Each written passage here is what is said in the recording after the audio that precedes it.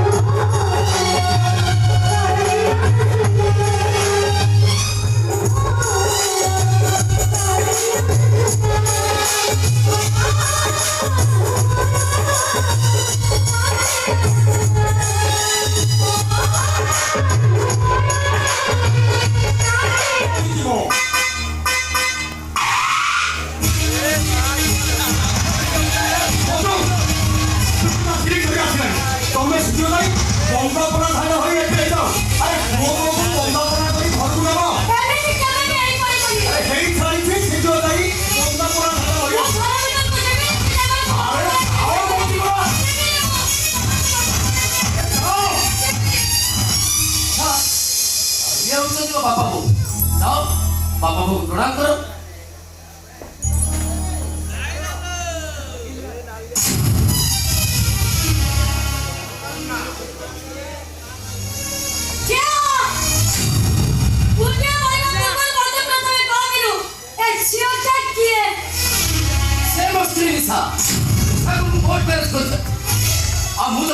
ভুল করিনি।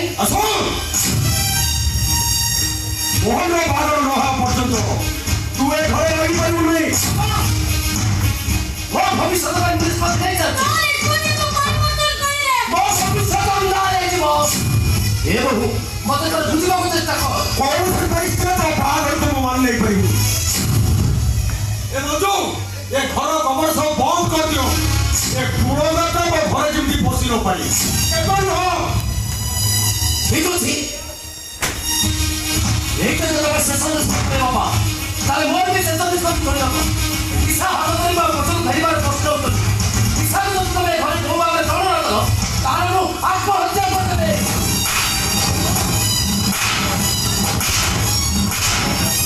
ଆତ୍ମହତ୍ୟା କରିଦେବେ।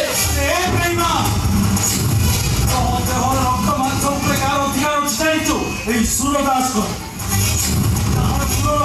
तो मुंड उपरे रोदा है तार दाना खाई पाठ पड़ी आज बड़ मनुष्य होती से ऋणबोझ रसुची ये आत्महत्या करली को आई वो भूल को क्षमा करवा और बाबा मां को धर्म हुए धर्म मोर पति के भूल को क्षमा देवा बापा को धर्म तोते जेते बेले टंका दरकार पड़े बापा मते टंका दियो जेते बेले ड्रेस दरकार पड़े भाई मते ड्रेस दियो अन्य किसी असुविधा पड़ी गले बहु अछि समस्त अरे आओ ना बैग नहीं होता ना वो बजती की नहीं ना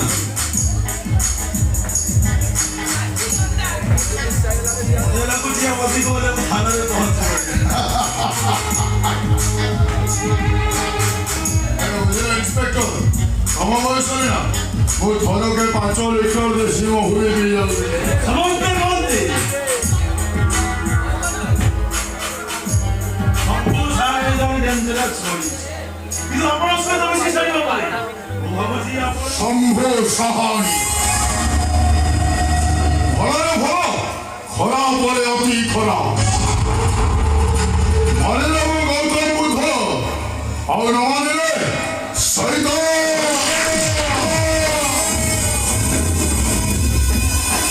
ऑफिसर तो हुए तो जानियो ए शंभो सहानी बिना स्वार्थ रे का पिछा टंका देवी खर्च करेगी अरे तू अब थाना को नुआ है आसुछु तोते मो हातारे न रखले मो बेपार जानिव केमिति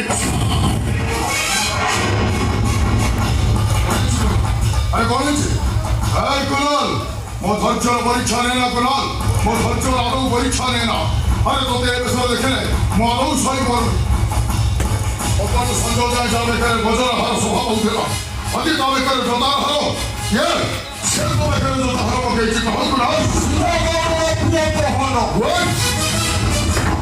सुरा गौरव को मोहन गौरव वो को करे जोदार हरो के चित आलो तो एक कथरे को आदौ सहजरे हजम करि बरुनी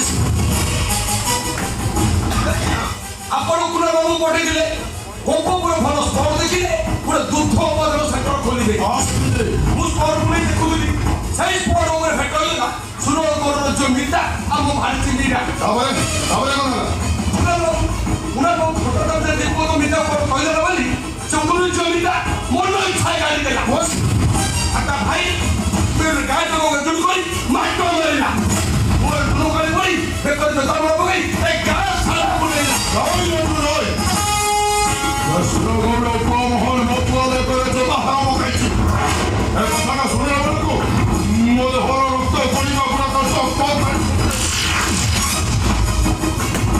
सुरदास पुराना घर दरस्ता को मु भूली जीवा ପାଇଁ ଚେଷ୍ଟା କରୁଥିଲି अरे तबको से घरे चुना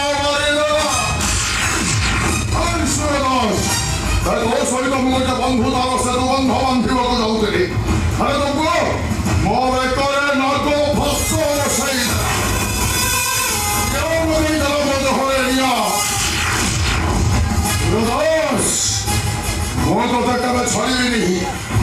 ছাড়ি বেরিতেছে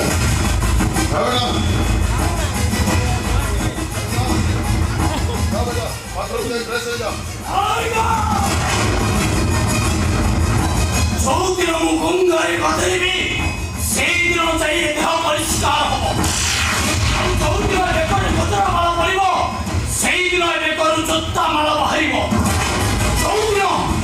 ଯୋଉଦିନ ସୁରତା ଶିବ ଗାଲରେ ମାନଚିତ୍ର ଆଙ୍କିବି ସେଇଦିନ ଏ ଗାଲର ଚୂଳ କାଢ଼ି ଲିପିବ ଆଉ ଯୋଉଦିନ ତା ଜୀବନଟାକୁ ପୁରା ବର୍ବାଦ କରି সেইদিন যাই ମୁଁ ଦେବସ୍ଥାନ କରିବି ଦେବସ୍ଥାନ